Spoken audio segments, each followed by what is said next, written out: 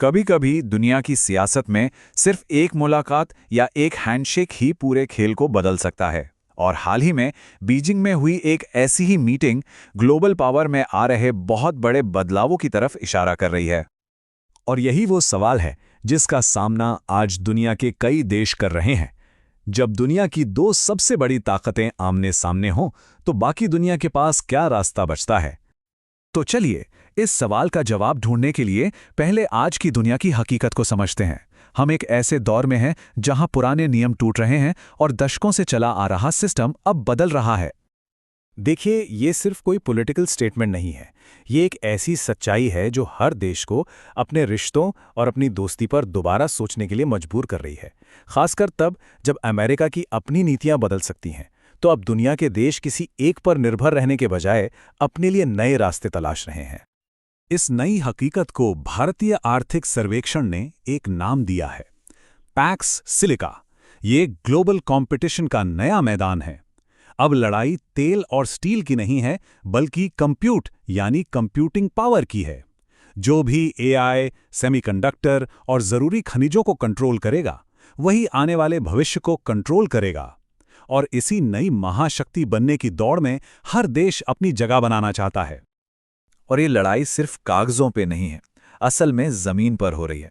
America चीन को advance chip से दूर रखने की हर कोशिश कर रहा है, तो जवाब में चीन उन जरूरी खनिजों के एक्सपोर्ट पर रोक लगा रहा है जिनकी जरूरत हर हाईटेक इंडस्ट्री को है।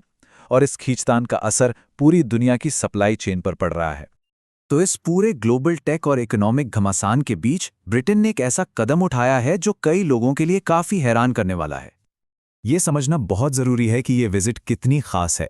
8 साल, पूरे 8 साल से कोई भी ब्रिटिश प्रधानमंत्री चीन नहीं गया था। जासूसी के आरोप, हांगकांग में एक्शन और यूक्रेन युद्ध पर चीन का स्टैंड, इन सब वजहों से रिश्ते बेहद खराब हो गए थे। तो कीयर स्टारमर की ये यात्रा इन जमे हुए रिश्तों को पिघलाने की एक सोची समझी कोशिश है। और दिलचस्प बात यह है कि खुद चीनी राष्ट्रपति ने इस मुश्किल दौर को सीधे तौर पर माना। ये एक तरह का इशारा है कि चीन भी इन रिश्तों को सुधारना चाहता है। और यहां स्टारमर का मकसद बिल्कुल साफ है। ये कोई सीधी साधी दोस्ती नहीं है, बल्कि एक परिष्कृत यानी कॉम्प्लेक्स पार्टनरशिप बनाने की कोशिश है। एक ऐसा रिश्ता जहां सहयोग भी हो और जिन मुद्दों पर असहमति है उन पर बातचीत भी हो सके। और ये सब कुछ ब्रिटेन के अपने राष्ट्रीय हित के लिए किया जा रहा है। तो इन मुलाकातों और हैंडशेक से आगे बढ़कर असल में डील्स क्या हुई, चलिए देखते हैं कि जमीन पर क्या हासिल हुआ। सबसे बड़ी सुर्खियों में से एक थी ये रकम।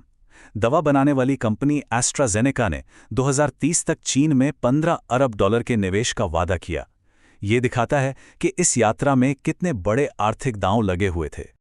इसके अलावा कई और ठोस नतीजे भी सामने आए, जैसे स्कॉच विस्की पर टैरिफ कम करना। ये ब्रिटेन के एक्सपोर्ट के लिए एक बहुत बड़ी जीत है। वहीं ब्रिटिश टूरिस्ट्स के लिए वीज़ा फ्री ट्रैवल से टूरिज्म को बढ़ावा मिलेगा। और अवैध माइग्रेशन पर सहयोग एक बड़ी राजनीतिक चिंता को भी दूर करता है। ये सारी डील्स संघर्ष कर रही ब्रिटिश अर्थव्यवस्था के लिए राहत की तरह हैं। और ये जो माइग्रेशन पर बात हुई, उसका एक खास कारण था जो ये डेटा साफ दिखाता है। पिछले साल तस्करों से जो छोटी नावें जब्त की गईं, उनमें से 60% से ज्यादा के इंजन चीन में बने थे। ये इस सहयोग की अहमियत को और भी बढ़ा देता है। लेकिन इन सारे इकोनॉमिक डील्स के पीछे बहुत बड़े स्ट्रेटेजिक रिस्क और समझौते भी छिपे हैं। ये एक बहुत ही नाजुक बैलेंस बनाने जैसा है। ये स्लाइड ब्रिटेन के सामने जो दुविधा है उसे साफ दिखाती है। एक तरफ चीन एक जरूरी आर्थिक पार्टनर है जिसके बिना ग्रोथ मुश्किल है, तो दूसरी तरफ ब्रिटेन ऑकस जैसे सुरक्षा समझौते का हिस्सा है जिसका मकसद ही चीन को काउंटर करना है। ये एक बहुत मुश्किल जुगलबंदी है और इस बैलेंस को बनाने के लिए कुछ चीज़ों पर समझौता करना पड़ता है। एक वक्त था जब मानवाधिकार सबसे बड़ा मुद्दा होता था, लेकिन अब हांगकांग में ब्रिटिश नागरिक जिमी लाई के जेल में होने के बावजूद यह विषय एजेंडे में बहुत नीचे चला गया है। जाहिर है, इस बैलेंसिंग एक्ट में रिस्क भी है। अमेरिका में कुछ लोगों के लिए ये कदम ब्रिटेन के स्पेशल रिलेशनशिप को कमजोर करता है और इसे एक तरह के धोखे के तौर पर भी देखा जा रहा है। लेकिन इस कहानी में ब्रिटेन अकेला नहीं है।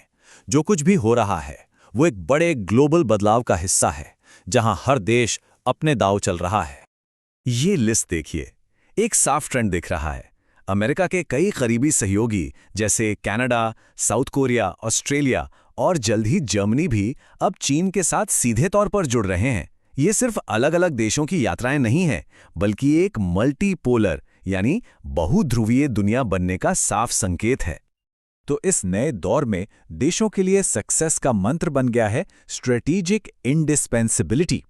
इसका मतलब है खुद को ग्लोबल सप्लाई चेन में इतना जरूरी बना लेना कि कोई भी देश आसानी से आपकी जगह न ले सके, मतलब आपको किनारे नहीं किया जा सकता।